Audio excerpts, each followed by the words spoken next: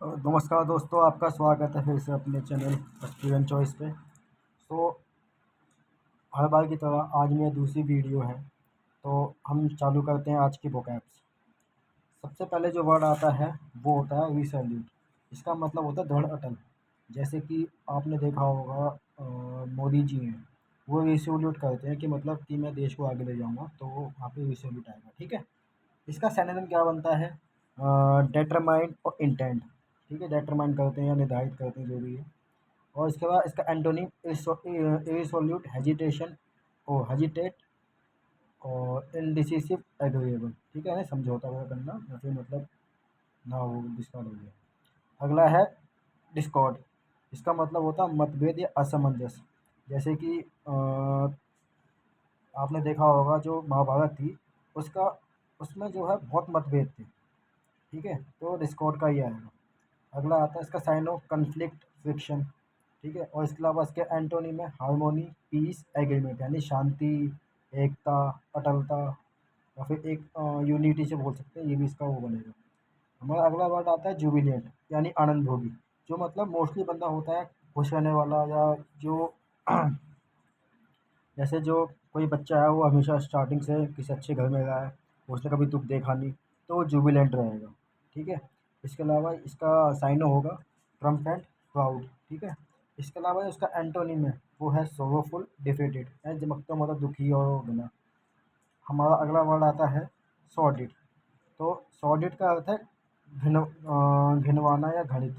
जैसे मतलब कोई बंदा होता बहुत गंदा होता है, बहुत मतलब नीच आदमी से बोल सकते हैं, तो वो सॉर्डिड पर्सन कहलाएगा। ठीक है, मतलब उन्होंने कोई हीन कार्य किया, घृणित कार्य किया है, तो वो यही कहलाएगा। ठीक है।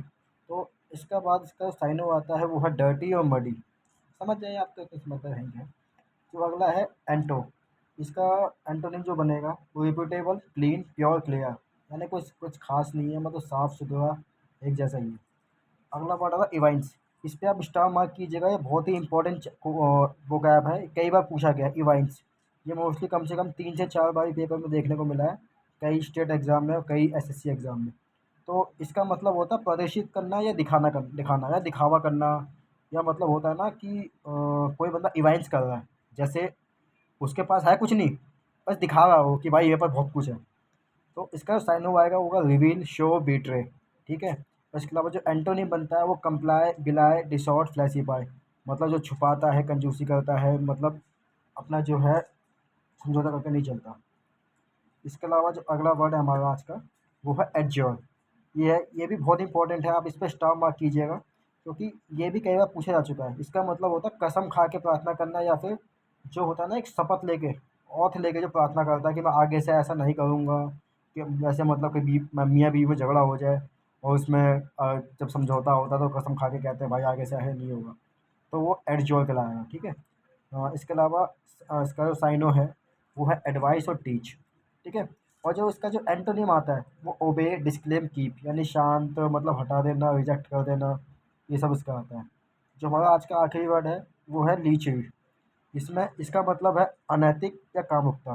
तो देखा होगा मतलब कई बंदे होते हैं बहुत मतलब गलत काम करते हैं, तो वो अनैतिक कार्य का जो उसी में ही आएगा। ठीक है। कामुकता हो गया, सेक्सुअल एक्टिविटी हो गया। ऐसे मतलब बंदे को काफ़ी ज़्यादा मतलब डिज़ायर होती है, जो आप समझ सकते हो क्या कहना चाह रहा हूँ मैं। तो वो आप समझ जाइए। इसके अलावा जो आता है वो आता है साइनो। इसका मतलब साइट्रियासिस और इरोटोमेनिया, मतलब वही जो मतलब काफ़ी इच्छा करता है कामुकता के लिए, तो वो लीचई और इसका ही साइनो है। इसके अलावा जो एंटो आएगा वो सेलिवेसी, बेनिवोलेंस और फ्रिजिडिटी। जो इसका मतलब यही है कि मतलब आप जो है काफ़ी मतलब सिद्धांतवादी बंदे हैं, एक साथ रहते हैं। तो हम आते हैं अब आज के अपने ईडियम एंड फेसिस पे। ठीक है। तो जो हमारा पहला ईडियम एंड फेसिस है, आप इसको भी स्टार मार्क कीजिए, ये बहुत इंपॉर्टेंट है। ये कई बार एग्जाम में पूछा जा चुका है। थ्रो थिक एंड थिन, यानी हर हाल में। कहते हैं ना कि मतलब हर हाल में हमें ये जीतना ही होगा, तो उसके लिए हम यूज़ करेंगे थ्रो थिक एंड थिन। ठीक है। अगला जो है वो है a hard nut to crack. इसे हम हिंदी में बोलते हैं लोहे के चने चबाना। ऐसा मतलब बहुत लोहे के चने चबाना। और उसका जो भी मतलब बहुत मुश्किल कार्य के लिए हम यही करते हैं, हार्ड नट टू क्रैक, लोहे के चने चबाना, मगरमच्छ के मुंह में हाथ देना। ये मोस्टली सेंटेंस जो है सेम ही है। ठीक है। जो सॉरी ये जो दोनों ईडीएम है वो सेम है। तो आप कंफ्यूज मत होइएगा, लोहे के चने चबाना और मगरमच्छ के मुंह में हाथ डालना बात एक ही है। तो इतना आपको पता ही होगा कि लोहे के चने चबाना किसे कहते हैं। तो अगला आता है हमारा, तो रीड बिटवीन द लाइन्स, यानी छुपे हुए रहस्य का अर्थ निकालना।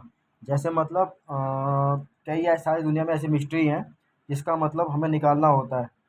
जैसे मतलब कोई रहस्य है उसका हमें वो निकालना है कि भाई क्या है, मतलब इसका क्यों आया, कैसे आया।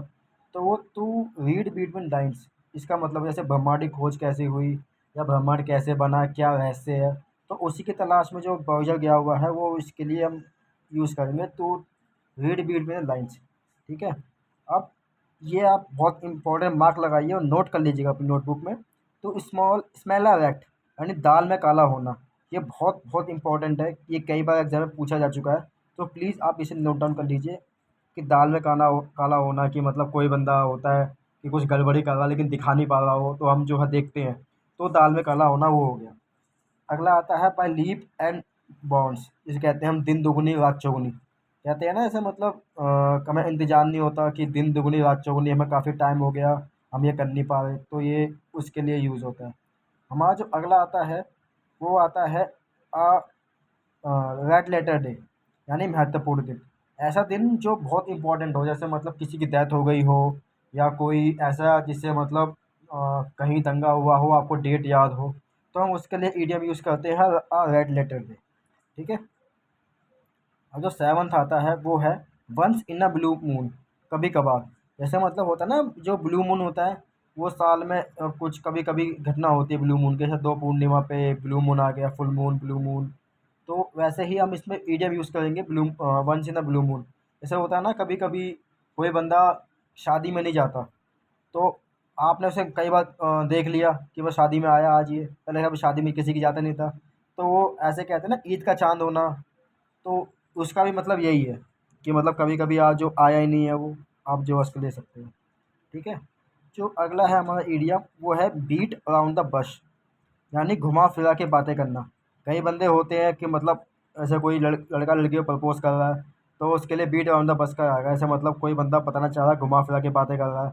या फिर कोई पकड़ा चोर पकड़ा जाता है तो घुमाने फिराने वाली बातें करने लगता है, तो उसके लिए आएगा बीट अराउंड द बस, ठीक है। हमारा जो अगला आता है वो है एट द 11th आवर, यानी आखिरी मौके पर, ठीक है। तो इसके लिए जैसे मतलब होता है ना कि आखिरी मौके पर, जैसे इंडिया और लास्ट टाइम मैंने मैच देखा था इंडिया और उसका बांग्लादेश का। तो आखिरी मौके पर इंडिया जीत गई, कैसे जीती, तो वो वैसे ही आता है ये एट द 11th आवर। तो ये इडियम यहाँ पे यूज़ होगा। हमारा जो लास्ट है आज का वो है फेस द म्यूजिक, यानी किए गए का परिणाम भुगतना। यानी जैसे आप जो है कहीं देखा होगा आपने, ये भुगतना है ये, सॉरी। जैसे आपने देखा होगा कि कोई बंदा अपने गलत काम करता है तो उसको उसका परिणाम मिलता है। तो उसके लिए फेस द म्यूजिक का इडियम यूज़ किया जाएगा। ऐसा मतलब किसी ने किसी से गलत किया, किसी के पैसे मार लिए, बाद में होगा कि मेरे साथ भी ऐसा होगा।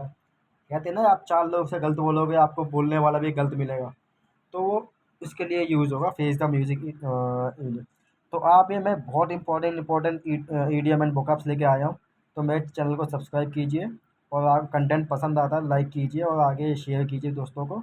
ये बहुत इंपॉर्टेंट इंपॉर्टेंट है। आज मेरा डे 2 था, तो मैं आशा करता हूँ आप जो है मेरे को मतलब हेल्प करेंगे, सपोर्ट करेंगे। धन्यवाद।